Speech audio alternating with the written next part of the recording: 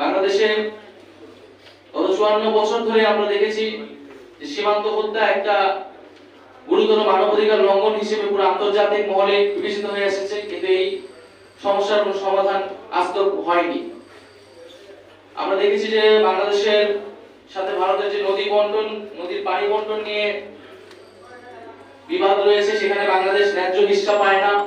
তো ভারতকে বাংলাদেশের সাথে যদি সত্যিকার অর্থে একটি বন্ধুত্বপূর্ণ গণতান্ত্রিক সম্পর্ক স্থাপন করতে হয়, তাহলে অবশ্যই বাংলাদেশের যেটা হিস্সা, জনগণের যেটা প্রাপ্য, সেই প্রাপ্য বুঝিয়ে দিতে হবে। এবং আমরা বাংলাদেশের পক্ষ থেকেও এটা বলতে চাই যে ভারতে যে সংখ্যালঘু নির্যাতন হয়ে এসেছে এবং এখনো নানা সংখ্যালঘু নির্যাতনের কথা আমরা শুনতে পাই, সেখানে মুসলিম দলিত থেকে শুরু করে বিজেপি সরকার দ্বারা নির্যাতিত হচ্ছে, আমরা সেই নির্যাতনের তীব্র নিন্দা এবং প্রতিবাদ জানাই। আমরা দেখি যে ভারতীয় মিডিয়াগুলো বাংলাদেশে 5ই আগস্টের পর থেকে বাংলাদেশ বিরোধী প্রচারণায় ব্যস্ত, বাংলাদেশে হিন্দু নির্যাতনের গল্প তারা প্রচার করছে। আমরা বারবারই সাম্প্রদায়িক সম্প্রীতির কথা বলে এসেছি। 5ই আগস্ট পরবর্তীতে আমাদের পক্ষ থেকে কিন্তু বারবার করে বলা হয়েছে এবং আমরা এটা নিশ্চিত করেছি যে কোথাও যাতে সাম্প্রদায়িক হামলা, লুণ্ঠন ইত্যাদি না ঘটে। তারপরেও 2টি বিচ্ছিন্ন ঘটনা ঘটেছে এবং যার পিছনে রাজনৈতিক উদ্দেশ্য প্রধান ছিল, কিন্তু তার সাথে নানা রকম মিথ্যা জড়িয়ে এখানে হিন্দু নির্যাতনের গল্প আসলে ভারতীয় মিডিয়া এবং পুরো আন্তর্জাতিক মহলে এটা প্রচার করে বেড়াচ্ছে।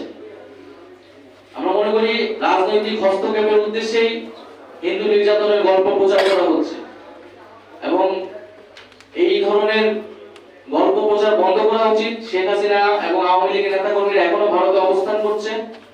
ভারত গণহত্যাকারীদের নিজ দেশে আশ্রয় দিয়ে কোনো ভালো উদাহরণ তৈরি করছে না। বাংলাদেশে বিচার কার্যক্রম আগাচ্ছে এবং বিচার কার্যক্রম আগালে কূটনৈতিকভাবে যারা দোষী, যারা অপরাধী, মামলার আসামি যারা রয়েছে তাদেরকে ফেরত চাওয়া, শেখ হাসিনা সহ তাদেরকে ফেরত চাওয়া হলে ভারত সরকার সেখানে কোঅপারেট করবে, এটা আমাদের প্রত্যাশা থাকবে এবং এর মাধ্যমে বোঝা যাবে ভারত বাংলাদেশের প্রতি কতটা বন্ধুত্বপূর্ণ সম্পর্ক রাখতে আগ্রহী। আজকের এই আয়োজনে যারা অংশগ্রহণ করেছেন, যারা সাংবাদিক ভাই বোনেরা এসেছেন, যারা শহীদ পরিবাররা এসেছেন এবং জাতীয় নাগরিক পার্টির যে সকল সংগঠক ও নেতাকর্মীরা আজকের অনুষ্ঠান আয়োজন করছেন, তাদেরকে আমি আন্তরিকভাবে ধন্যবাদ জানাচ্ছি। এবং আমি আবারও বলবো যে গত 16 বছরে যে বড় বড় রাজনৈতিক হত্যাকাণ্ডগুলো ঘটেছিল, পিলখানা হত্যাকাণ্ড, আমরা 2013 সালের যে শাপলার হত্যাকাণ্ড, মোদী বিরোধী হত্যাকাণ্ড এবং জুলাই গণঅভ্যুত্থানের যে গণহত্যা, এই সকল গণহত্যার জন্য কিন্তু একমাত্র আওয়ামী লীগই দায়ী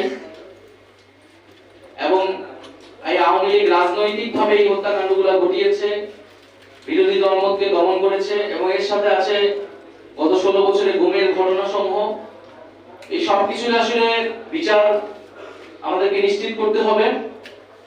আমরা সেই বিচারের জন্য সরকারের কাছে আহ্বান জানাচ্ছি বারবার, কারণ আমরা যদি বিচার ছাড়াই সামনের দিকে অগ্রসর হই, তাহলে এই বিচারগুলো আর কখনো বাংলাদেশে হবে কিনা আমরা জানি না।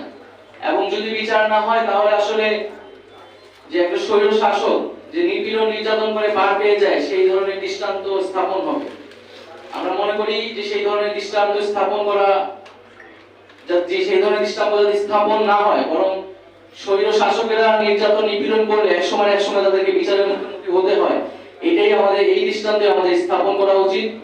সেই জায়গা থেকে আমরা জুলাই হত্যাকাণ্ডের বিচার, যেহেতু সাম্প্রতিক সময়ে যে জুলাই হত্যাকাণ্ডের বিচারের প্রেক্ষিতে গণঅভ্যুত্থান হয়েছে, সেই বিচারটা যাতে দ্রুত সময়ের মধ্যে নিশ্চিত করা হয়।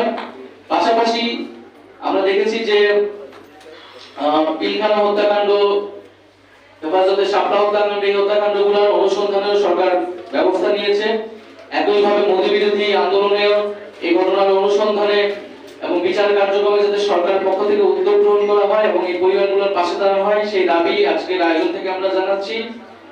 এবং আমাদের যে জাতীয় নাগরিক পার্টি বিচার সংস্কার এবং গণপরিষদ নির্বাচনের যে 3টি এজেন্ডা নিয়ে আমরা বর্তমান সময়ে কথা বলছি, সেই এজেন্ডার ভিত্তিতে আমাদের রমজানের পরে আমাদের কার্যক্রম সারা দেশব্যাপী চলবে এবং আমরা মনে করি যে এই 3টি এজেন্ডার ভিত্তিতেই বাংলাদেশের গণতান্ত্রিক পরিবর্তন সম্ভব।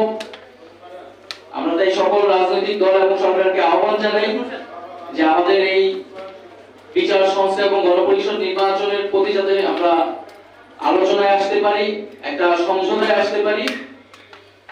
তো সবাইকে আজকের আয়োজনে অংশগ্রহণের জন্য ধন্যবাদ জানাচ্ছি।